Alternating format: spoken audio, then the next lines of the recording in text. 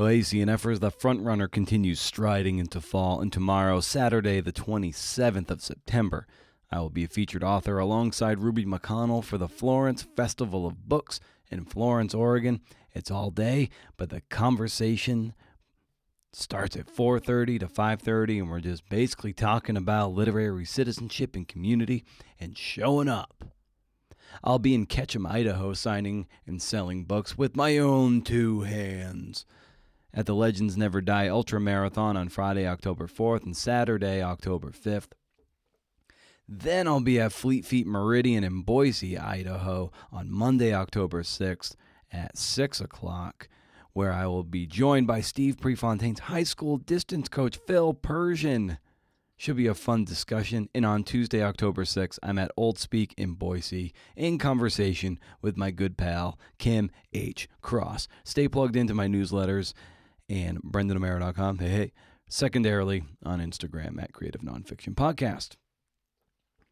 And wouldn't you know, there's a call for submissions for a new themed audio magazine called Codes. The Mandalorian and his kind lived by a simple code, always punctuated by saying, "This is the way."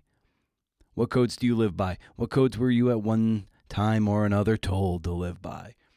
Has a code led you down the right path or the wrong? Essays should be no longer than 2,000 words. Email submissions with codes in the subject line to creativenonfictionpodcast@gmail.com. Original, previously unpublished work only, please. Deadline's October 31st, 2025. There is cash on the line. Burrito money from the O'Mara grant, so send me your best fully formed pieces and consider becoming a patron to help put money in the coffers that helps put money in the pockets of writers. Patreon.com/CNF Pod. It's a horrible panic, and I'm so glad I forgot this, the combination to our gun safe, because that was a liability if I had known that code.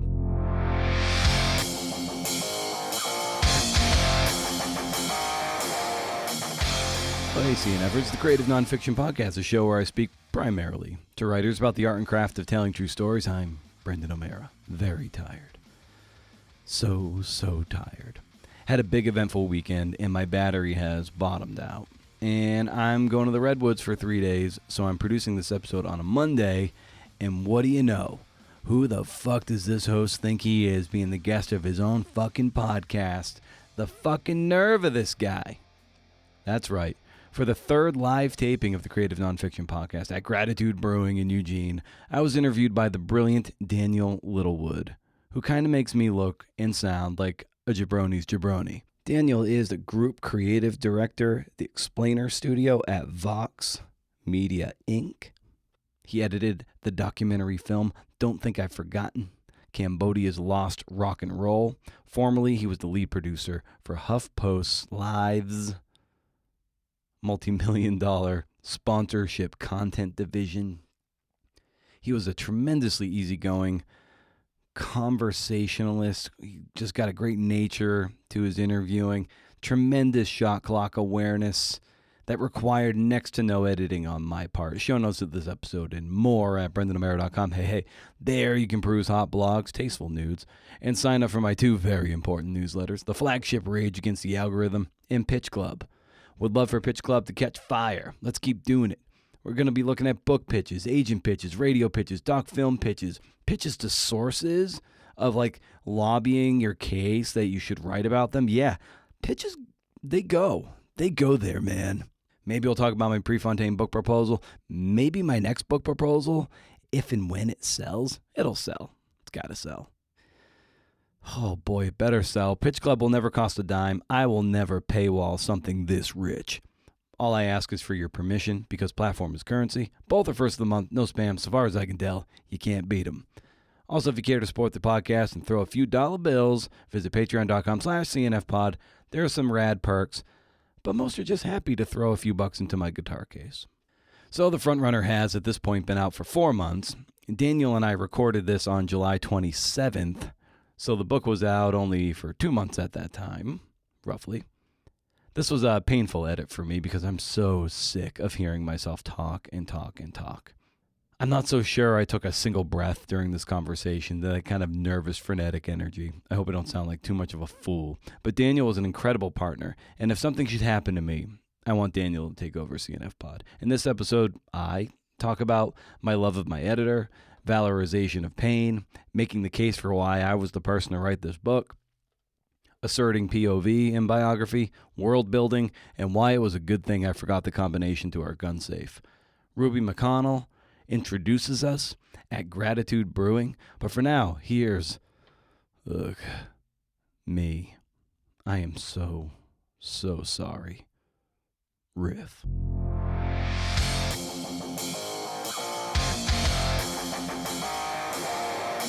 Like, how many times do you need to get hit by a fucking piano or jump off a cliff? I'd rather not hit it on the nose because I have bad aim, you know? We're different people now. We've changed. This is going to have to interest somebody somewhere other than me.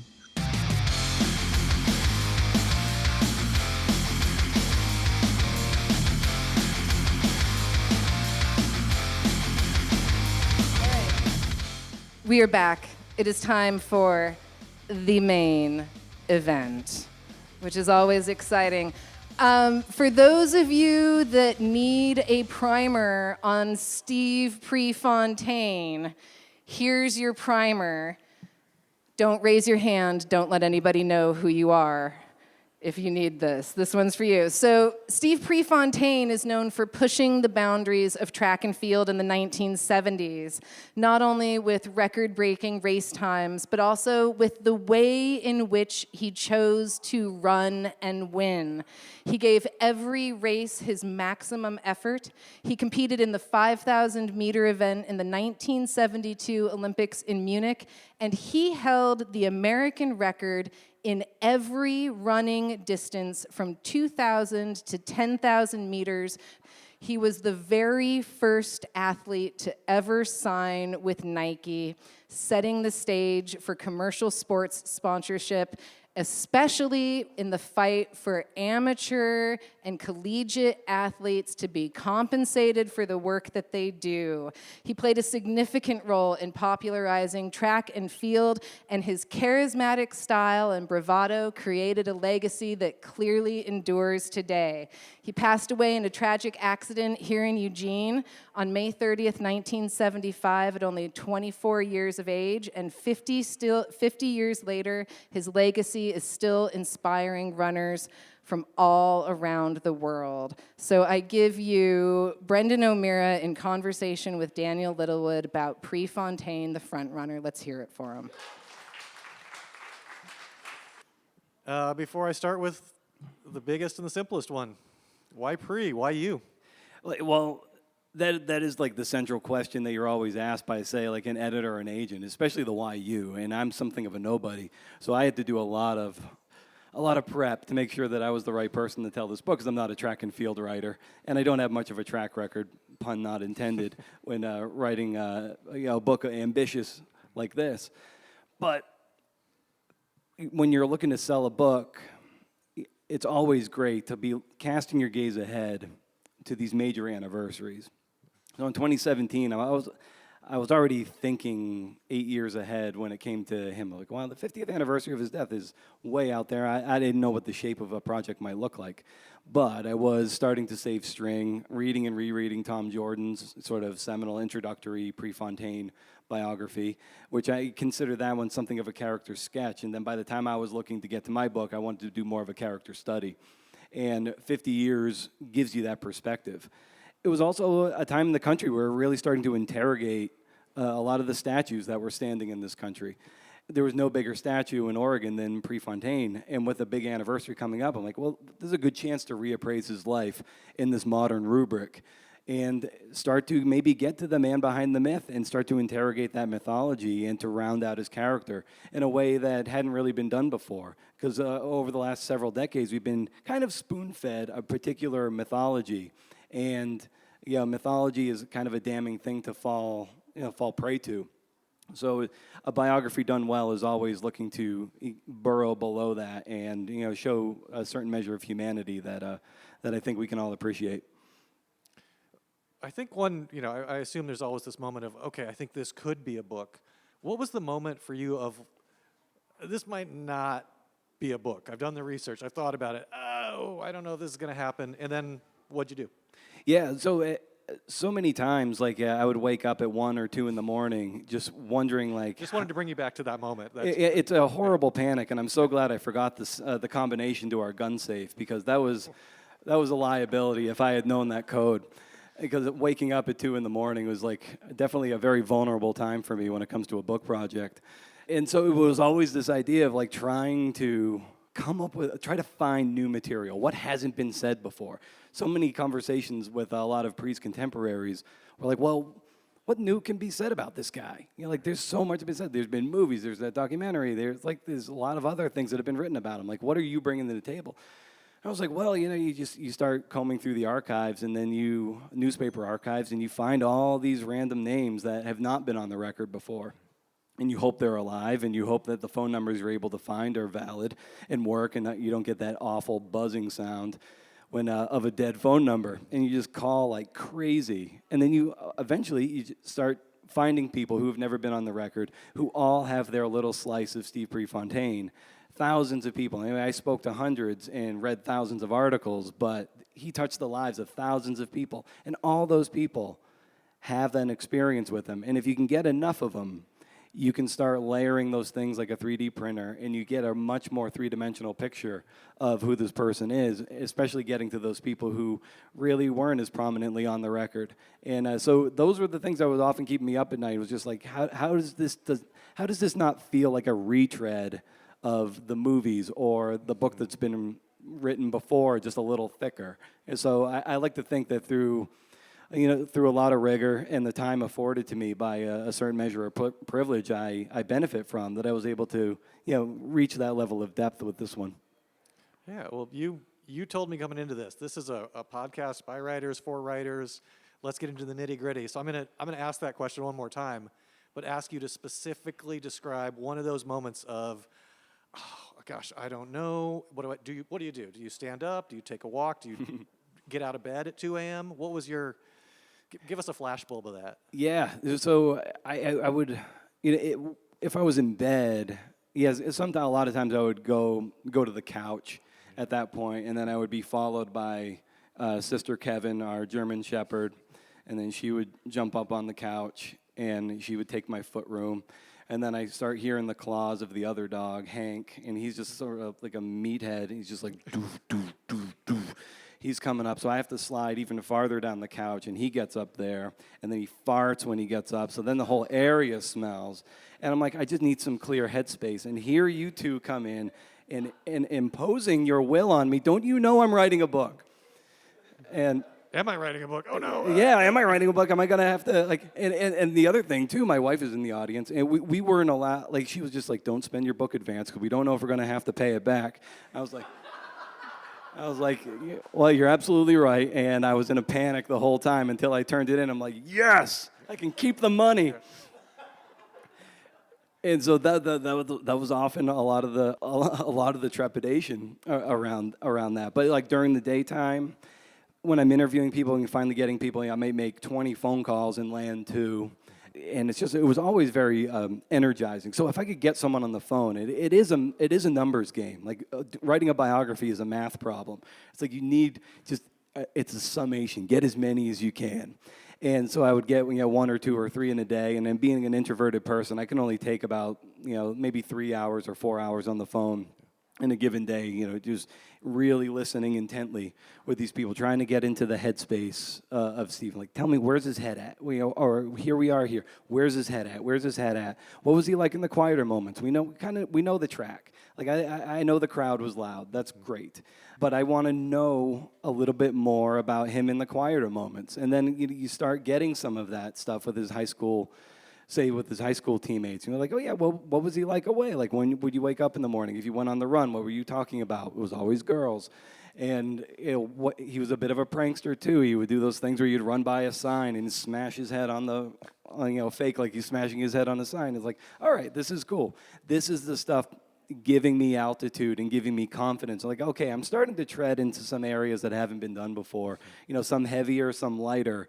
But by being able to connect a lot of these dots, I was like, okay, I started to get more and more confidence. I was like, oh, cool, like, we're getting to a good place here. Add to that, I won the lottery with my editor, Matt Harper.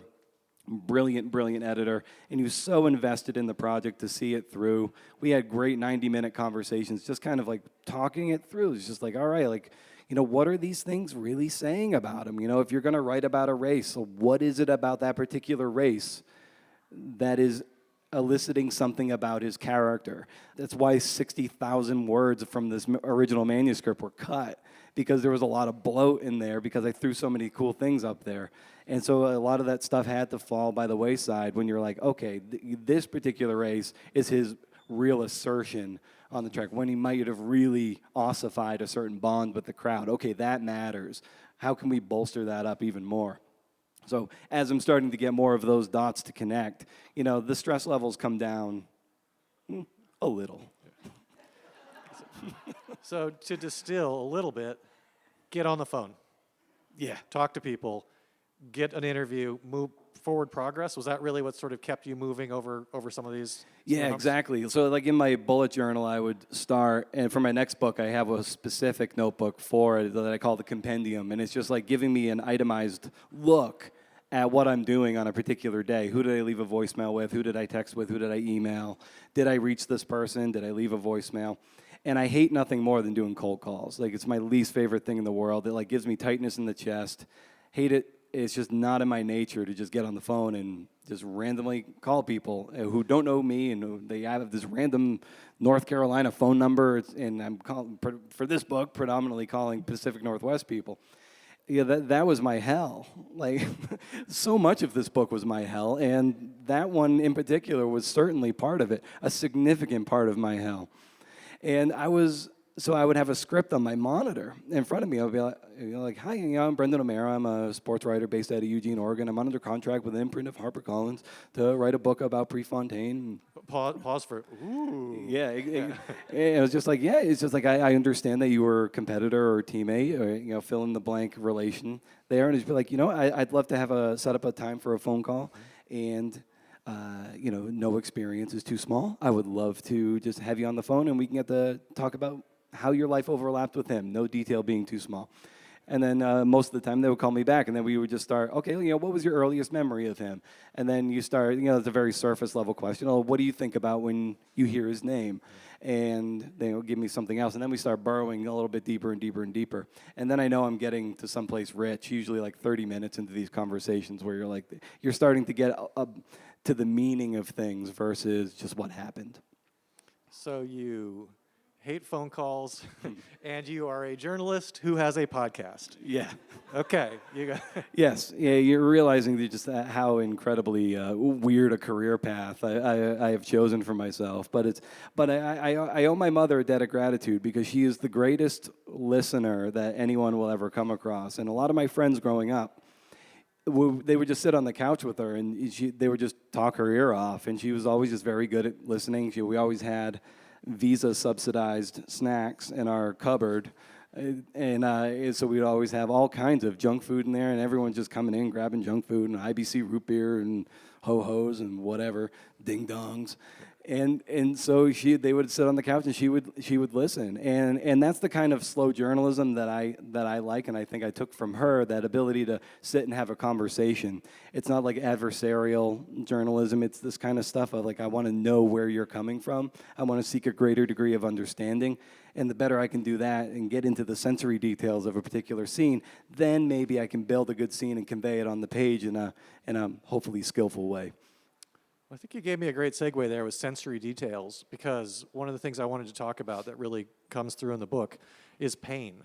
I kind of want to throw it pretty open-ended to you, because there is a lot of valorization of pain, there's a lot of revealing of pain, and there's a lot of, I think I even wrote it down, Steve courted the pain as a mistress. What is pain to Steve Prefontaine? What is pain to you writing this book? He was someone who really invited that. And nothing really new. All runners for decades and decades and decades look agonized at a finish line, be it a Ron Clark or a Jerry Lindgren, and then certainly as Prefontaine comes along. So it's nothing entirely new, but the way in which he courted it, the fact that he would go to the lead and just dare everybody to come after him, and he would put himself through the ringer of an entire race like that, because he just thought it morally corrupt to leech off a front runner. He just wanted to take it to the front.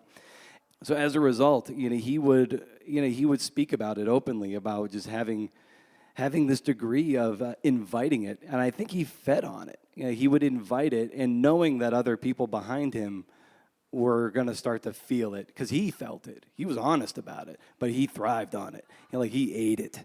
And so as a result, he knew, in one particular cross-country race, he attacked this one hill that was really bugging him, but the fact that he pushed through it with such skill, it's he knew that behind him people were going to start falling behind. So he's like, this hill is going to make them slow down, so I must go faster.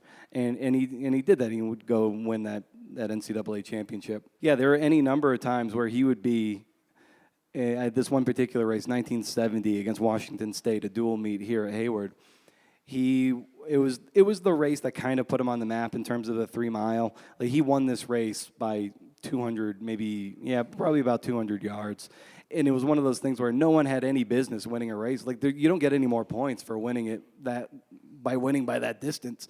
So as a result, everyone is just going insane as he's winning this race. What business does he have running out there? And Steve Savage, who was one of his teammates, ran behind him. He could see Steve across the infield.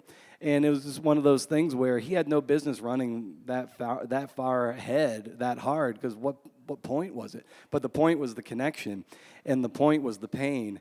And later, he would articulate, he was coming up to the 2 mile mark faster than he ever had. And he's just uh-oh, I haven't been here before.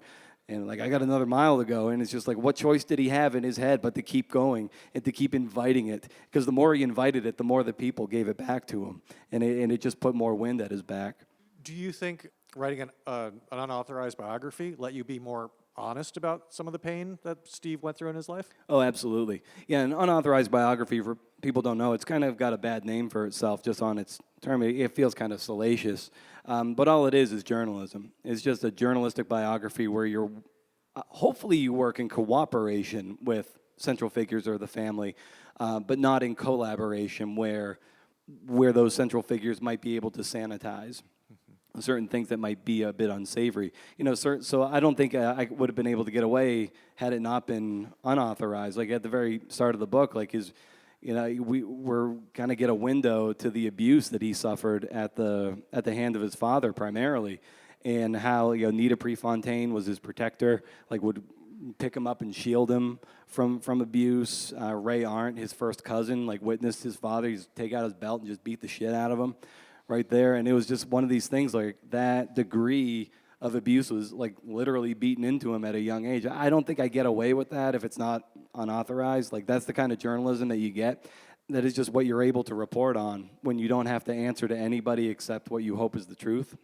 And then you triangulate that as best you can. You speak to Nita, you speak to Ray, and anecdotally, there's a fraternity brother, John Van Zonneveld, who I tracked down, and he able to attest to it because he came from a similarly abusive background, and he just remembers Steve shaking his head. He's yeah, that's kind of how I got my start in running. And so you get a real idea that it was that degree of pain and that really informed the way he was able to inflict punishment also on the track. And maybe that's a bit of a stretch and a bit reductive to think of that, this pain here, inflict pain here. But, it's an experiment, thought experiment worth playing with. But, yeah, to your point, if it was a collaboration, yeah, I don't know if you were able to put that in because it's an unsavory detail. But, again, it kind of rounds out the humanity. Maybe gets us to a greater understanding of who he is and who he was. Well, and you got to live here. This is Eugene. Mm-hmm. Did that have any fallout? Does that feel like you had to pull punches? Does that feel like you're ready for anything that might happen next? Yeah, I didn't really feel like I had to pull any punches, and so much of the reporting of this book anyway was on the phone. Mm-hmm. So I maybe I was a bit detached, and I wasn't about to, if I came across an unsavory detail that was germane to the story, I never felt scared off or maybe I should tread lightly here. And so I was very, aware that maybe I was starting to, throw paint on the statue of a demigod, but I didn't see it that way. As doing long form journalism and biography, some of the ugly, unsavory details that help get us to their humanity makes me as a reader like them even more, and you get a better understanding of these people. if I came around with something that just felt like it just was hero worship and hagiography, I'd be like, this is garbage. And I've read some of those Prefontaine things, and they are garbage. They're just not good. Like, oh, cool, you recounted a bunch of races and said how good he was. Like, that's boring and not really true. Is that sports journalism? Nowadays, you have to tread so much more lightly with very famous athletes because they all have their production companies now. So it's just like you can't even get to them anyway. But yeah, back in the day, so many reporters would be on the planes with teams. You know, the Boston Globe reporters would be on the plane with the Celtics, and so they would be at the bar after games with Larry Bird and everyone. And so there was a degree of relationship. But I did think they probably had some degree of understanding of the give and take, at least back in the day. Nowadays, like athletes can control their message so well that it's very hard if you don't like butter them up to maybe get an exclusive thing. But they all have their own podcasts now and social media, so it's like sports journalism and long form journalism has really suffered. So you almost have to go to the fringe sports who don't have a whole lot of platform, track and field, or women's basketball and women's sports by and large aren't as popular, so you can still get good access. Like over my career, I've had better access to women athletes than men, just because they're not getting as much coverage, which is a shame. But for me, selfishly, I'm like, well, that's good because I can get closer to them. So yeah, it's tough. Yeah, sports journalism now. I'm glad I'm not like a beat writer or anything like that, where you might have to really stroke the egos of some of these guys to get information. It's not how I really operate. You part of the book is about how Steve was great with press, though, how he really used press. Do you think do you want to talk a little bit about that? And would that have played out now?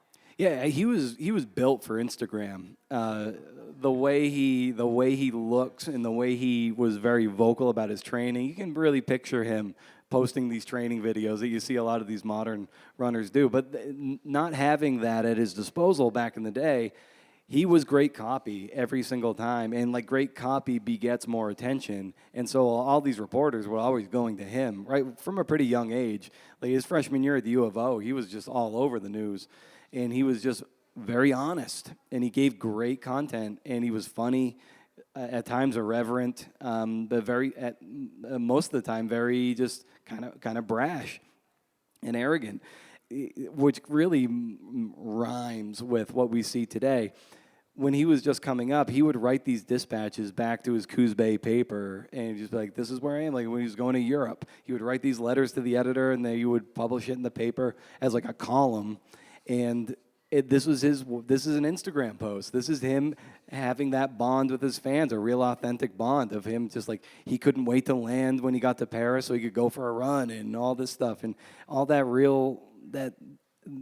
little things were just so charming that he's thinking of all these people back home, and he knows he's a draw. He knows he has fans, and he knows the media is the best way to really make a greater connection to that. So he was really made for the modern day, which is kind of a lot of grace notes about that in the book, because the original title of the book, or I'll just say the original subtitle of the book, was Steve Prefontaine and the Dawn of the Modern Athlete. And I think in a lot of ways, like he was embodying a spirit of modernity that we're seeing play out here decades later. From the desk of Steve Prefontaine, the dispatch. Yeah, it was so cool. Like he would just write these things, and even at the age of 18, and this is wild too, he was taking shots at the AAU, which is this draconian amateur establishment that controlled track and field. And so he's learning through osmosis with all the other the elder statesmen who have been just beaten down, their spirit beaten by the AAU, and then spit out in their mid-20s in their physical primes, unable to compete anymore because that was just the nature of the times. So Steve's writing back to his paper, just be like, yeah, the AAU doesn't know how to do anything, doesn't know how to run shit. And it's just like, oh my God, like no one had the confidence or the wherewithal at the age of 18 without the experience. He didn't have barely any experience with the AAU, but here he is already voicing a discontent that was bubbling and rumbling, had been for years, and was going to reach a head definitely in his lifetime. Do you want to dig into that just for a second, even just a sort of a brief explanation of you're a 24-year-old runner and you're out of the game, right? That they're just because because of the Olympics, because of amateurism rules, which now feels like a very different period. Do you sort of have a quick arc of the pivotal moment that Prefontaine was in, and why wouldn't he just run until he couldn't run anymore? Right. Yeah, and this is what's kind of cool about biography, this element of world building. And we think of world building in fantasy stuff, but there's world building in nonfiction and biography too. And part of this world was the amateur ethic of the day, meaning you couldn't take any money or sponsorships. It was frowned upon to even wear like stuff with logos on it. You definitely couldn't have your name on anything. You couldn't coach. Like these athletes couldn't even coach for money. That Steve would do it kind of clandestinely under the table for some women You're not athletes. talking about and you're not even talking about while they're in college. You're talking about after. Yeah, after. And so when you can't make a dime from all this, so a lot of these guys, they have the infrastructure at their colleges. So they have nutrition, they have coaching, and then they get spit out. And now you are told you have to just do it on your own. You have to find a job. A lot of these guys are getting married. They're having kids already at 23, 24. They got to start thinking about how to put food on the table and how to keep a roof overhead. And so it wasn't uncommon for a lot of runners back in the day to be teachers. They would train in the morning, teach at night, then they would do their second session in the evening. And you can imagine how hard that is to try to train like an Olympic athlete when you've got 8 to 10 hours of the best part of your day taken away. And meanwhile, other countries, be it Russia or Finland, or they had infrastructure in place that allowed these guys to train full-time like professional athletes. Not so in America. So they were told, like, yeah, you're basically on your own. You want to get the Olympic trials, you better you got to get yourself here somehow. That's where the animus came from for the amateur establishment that Prefontaine was such a vector for change, and it was ready for change. Do you think he changed it? Yeah, for sure. One of the things that I struggled with, like trying to make my argument, especially towards the end, was like, why are we still talking about this guy today? And it could be just as simple as he had the look, he had the talent, he had the moxie. Nike was up and coming. He was like Nike's firstborn track and field athlete for sure. And track and field itself was ready for a change. And he was the embodiment of change. And so track needed to professionalize. Its amateur ethic had long overstayed its welcome. And so here is this guy who can affect that degree of change. And so he embodied it, and I think that's why we still talk about him to this day. And so, you had this little contract with Nike. He was like some national public relations manager or something. I forget the exact title. But it was just this brilliant loophole on Nike's part to give him a salary that actually had no job attached to it aside from going to little clinics around the Pacific Northwest to talk about running. And it allowed him to train. And it's no coincidence that towards the end of Steve's life, he's really at the height of his powers. He is coming into himself physically, hitting his physical peak. He's 5 seconds away from the 6-mile world record, not even his race. He breaks the 6-mile and 10K record in the same race at Hayward Field. If he had just focused on the 6-mile, he probably breaks Ron Clark's record and has a world record that he never earned. With the amateur establishment being the way it was, it definitely had a governor on that engine. But as a result of what he was doing, organizing these meets that gets international talent over here in the face of the AAU, in defiance of them, yeah, he definitely was the catalyst for change. To step back into the sort of the writerly aspect of it, you talked about really kind of building and making an argument.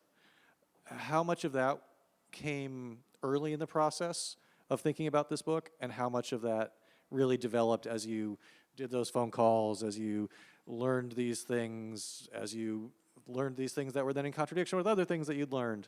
Yeah, was the book pitch that clear, or did it really evolve over the process? I'd say it evolved more. It was always, we had to really make the case for the book, kind of like going back to the very start of our conversation, kind of like, why him, why me, and now, why now? Why are we talking about him? And so that's always the case, why does he still matter? And I never had a real satisfactory answer to that question until very late when I'm kind of writing my epilogue. And I started casting my gaze to some other sports. Michael Jordan in basketball. Basketball was ready for a change. There were players who were, very talented and able to embody that change. Larry Bird, Magic Johnson got it to a point, but Jordan took it to a whole nother level.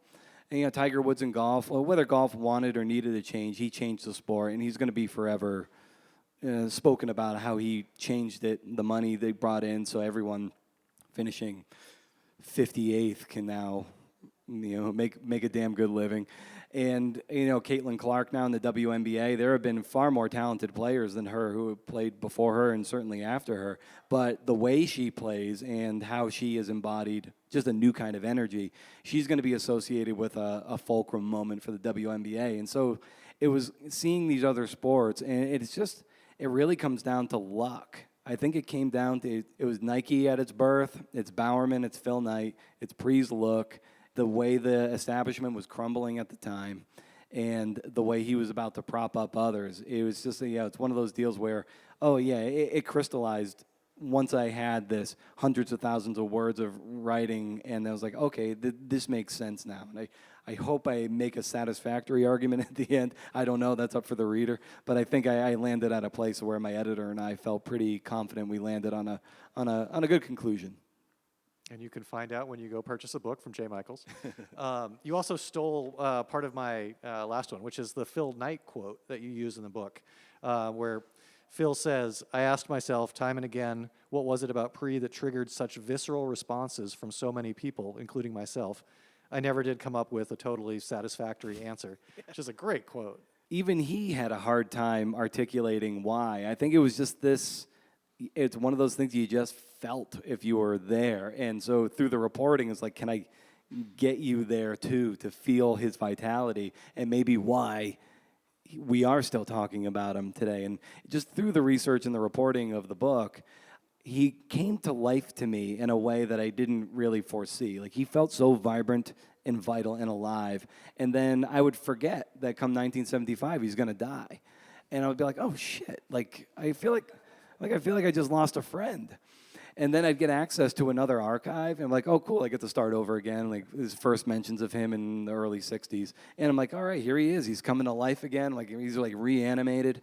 And then I'm like, oh, the calendar turns to 75. I'm like, oh, man. Like, there's no end. Like, it's coming. I know it's coming at this point. And sure enough, it happens, and I feel all sad again. And I'm not comparing my sadness to anyone who was friends with him or his family, but it was just like it did. I was so bonded to this guy for 3 years. And so when I would go through the writing or the research and he would die on me every single time, I was like, God damn it. Like, this sucks. Like, he should still be here. He should be 74 years old right now and, talking at the U.S. Championships in a week. It was just one of those things. But, yeah, Phil Knight said, too, like, even he couldn't put his finger on it. And he lived it and experienced it. And it's, through everybody else's experiences and triangulating all those experiences, then maybe we reach a satisfactory conclusion as to why we keep talking about him and, why we still love the guy. Did you ever think about playing with chronology a little more in the book? I don't think I'm giving anything away by saying it's pretty linear chronology. Were there times where you thought, the multiverse, or I'll explore in different ways? Yeah. I didn't want to get into hypotheticals at all, like, what he would be doing, or wouldn't this be cool? I mean, I've thought about it. Yeah, it'd be great to see what he would have done on the road running circuit, like in the marathon. It would have been great to see him really take the pain to those levels, and can he take it to the front and try to wear some of these guys down? I think that would have been fascinating. Yeah, with the other thing, the original structure of the book, I just so desperately wanted to pull this off, and I couldn't do it. Did you watch the Michael Jordan Last Dance docuseries? Yeah. For those who might not have seen it, the way that's structured over 10 episodes, there's the final season, that last dance that goes over the whole top of the thing, and they seesaw from that main narrative spine back to the early days, and eventually the chronologies meet up at the final moment. So my last dance with Pre was him organizing this Finn tour, and with bringing a series of 5 meets, which ended up just being 4, to the Pacific Northwest, this international talent to the United States, organized by an athlete, never done before, and in strict defiance of the AAU. And I had that over the top. So we were in 1975 for most of the book, but we're swinging at very thematically germane points to a crucial point of his backstory.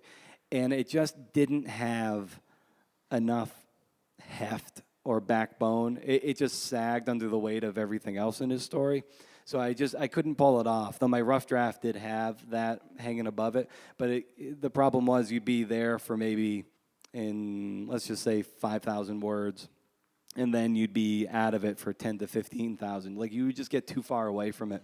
But I so desperately wanted to mess with chronology in that regard and like swing back to that final thing, and just think, then you can plant little Easter eggs along the way in the backstory that seems to feed into this upper narrative. But couldn't pull it off, so we just stuck with we used chronology as your friend, so we stuck with chronology.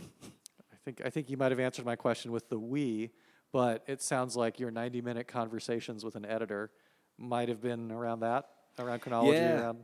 Yeah, that would be one of the things. Though he did say, he's like, Brendan, you can get out of chronology every now and again, and I do that from time to time. Like, say after the '72 Olympics, where you have the attacks on the Israelis, that terrorist attack, that really messed with Steve's head in a way that really hadn't been talked about or articulated before.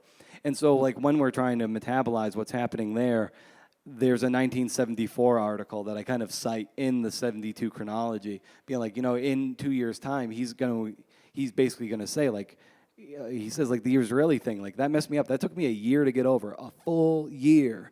And I could have held that on into 1974 in the chronology, but it would have gotten a little too far away from the main event that caused that. And so in that chapter, I believe it's Rebuilt, or where he's trying to really reckon with that humbling, and he's thinking about that, how that messed him up and everything. So thematically, it made sense to come out of chronology for that point, but for the most part, it was like, be really judicious about when you do it. Otherwise, it can be a bit more unmooring for a reader.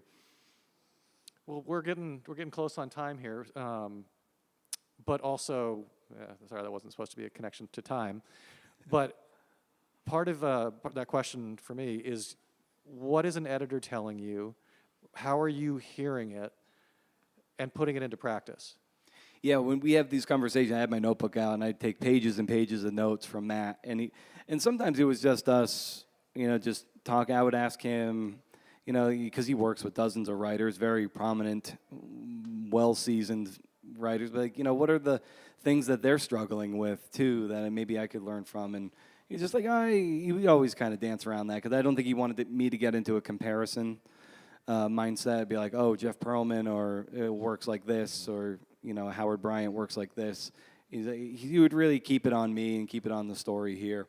But yeah, he was just really supportive in that regard, and he articulated things really well and saw things so well, especially in the rewrites, because this took a good half dozen like full good rewrites. Like, it was nauseating. I've barely read a word of this book since it published. Like, I have this maybe 1,000 words I read for a reading, and that's all I've read since it's published. Like, I can't touch this thing. Like, it's a good book, but I'm not reading it. Like, that's on you guys. Like, I'm not touching this shit anymore. But he would find these things, like these brilliant insights of, like, this one moment where I kind of breezed over it, but he caught onto it. At the end of the summer of Steve's freshman year, he gave voice to quitting. And here's this Prefontaine, like, we just never think, like, oh, he never gives up. And here he is at the end. He's so burned out, at 19 years old, that he was just like thought about just giving up. He's like, I'm done. And I just kind of go over it, blah, blah, blah, move on to sophomore year. And Matt's like, whoa. Like, pump the brakes here. Like, we need to examine this, which gets into this whole idea of, like, Jim Ryan, who is the world record holder of the mile, who ends up being this sort of shadow character in the book of a cautionary tale unheeded in a lot of ways. And so, yeah, we slow down there and try to give voice to this, that Prefontaine gave voice to quitting. Like, that is something we don't hear. The mythology we're spoon-fed, there's no quit. And so he thought that. Another time, this kind of merry pranksters, let's call them that. There are these runners at the 1970 cross-country championships, and they sprint to the front. They have no business being up there. They're sprinting to the front because they want to get on the cover of Track and Field News. And so it's just a joke to them to run this fast. And eventually, they're out front for about a mile, and then Steve catches up to him, is Ken Popejoy out front. He's mainly a miler from Michigan State. Steve runs up to him. He's like, what the fuck you doing, Popejoy? And he's just like, we're trying to get on the cover of Track and Field News. And Pre just looks at him, he's just like, fuck off, and he just runs.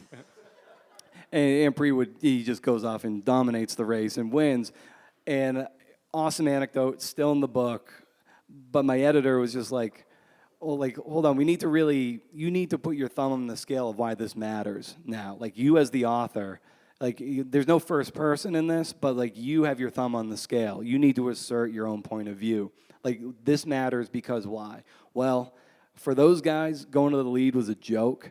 But for Pre, going to the front was never a joke, and his competition was slowly turning into a joke. And so this is in a chapter or a section of the book where he's asserting himself as the dominant force in American track and field. So if the first part of the book is him trying to find his voice as an athlete, the second part is him really asserting his voice, and the third part is him giving voice to others, really. Well, that seems like a great place to start opening it up for questions before we circle back for the thing your podcast always ends on. Cool. But did want to see if anybody has any questions out in the audience. And I'll just jump in to hopefully not butcher it, but you and your editor seem to have a great relationship. Going to work on something again in the future? Yeah, when I was lamenting to my agent that when this book is sunsetting, I'm like, oh man, like I might not be able to work with him again. And even when talking with Matt, I was just be like, I was kind of mourning our time as it was coming to an end. He was just like, you're not through with me yet. We'll see this through for a while. If I can work with Matt again for the rest of my life, my gosh, like what a joy and a gift like he was, because we truly were on the same page. And he's a runner, he's a marathoner. He knew there was a gap on the bookcase for a book of this nature on Steve, and reappraisal after 50 years. And what a joy it was to work with him. And I tell other people that, and they're like, I don't have that experience with my editor.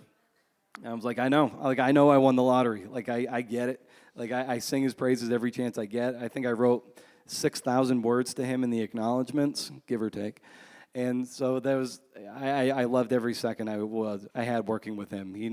His fingerprints are all over this book in the best possible way. I'm going to let you sum that up in your answer, I think. Yeah. Well, I think there's so much parallels between endurance running and writing. It is such a long game that maybe you don't, it is almost painful the entire way, but it rewards you if you can get to the finish. And the thing is, with writing, there is no finish line. So all we can do is, can we get one stride better? Can we lower our mile time just a little bit more? Because there's never a perfect race, or never a perfect book, or never a perfect essay. But I think Steve's great contribution to the culture is running your internal race to the best you can. Most famous quote is, to give anything less than your best is to sacrifice the gift. And I think that is really true. And I think maybe a really resonant grace note of his life is to maybe not compare ourselves so much to others, but if we can be the best version of ourselves, I think that is an ethic worth standing up to. Yeah, and there are going to be people just preternaturally faster than you. It's very easy to compare yourself to others. But if you can focus within, I think he was very good at focusing within as much as he was on trying to bludgeon his competitors. But yeah, I think having that as a North Star, as a writer, running your own race, I try to tell myself that all the time. Stop looking over your shoulder. Just run your own race. You'll finish when you finish. And I think Steve embodied that in a lot of ways. Did he answer the part about did it change you? That running your own race thing and just trying to run that internal race, for sure. I look to that and be like, this guy never wasted a day of his life. He packed so much into 24 years. I think I've wasted 24 of my own years, to be perfectly honest, which maybe leaves me with 21 good ones. I don't know. It might be more. So I think going forward, I might have 40 left on this planet, maybe. And so maybe Steve will let me try to cram as much as I can into those 40. Well, I'm actually going to ask you one question before you press pause. You can cut this out later. All right. I know you do. You asked, previous to this, you said you end your podcast every time, and now you're on the other side. Yeah. With one piece of advice for a writer and one recommendation. Do you want to do that, or do you can record that on your own later? Oh, let's do that. Yeah. I would say the advice part would be real easy. I try to tell people who, not that I'm solicited for advice very often, but it's the run your own race thing.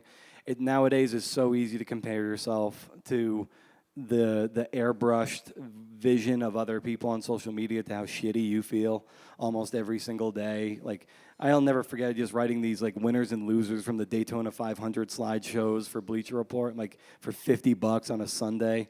I'm like, Wright Thompson and Seth Wickersham and Tom Janode and Susan Orlean, they didn't have to do this crap.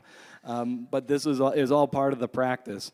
And, there's never a wasted word. So I'm always like, making sure you're just running your own race. As hard as it might be to veer off track and compare yourself to other people, just like put the blinders on and pretend it's 2007 before any of this stuff started bombarding us.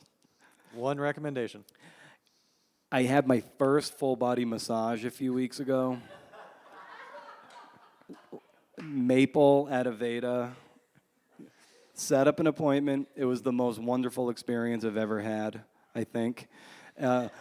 Life-changing, and the hour went by like that. Full body massage, that's my recommendation. I can say the same thing here. 1 hour flew by.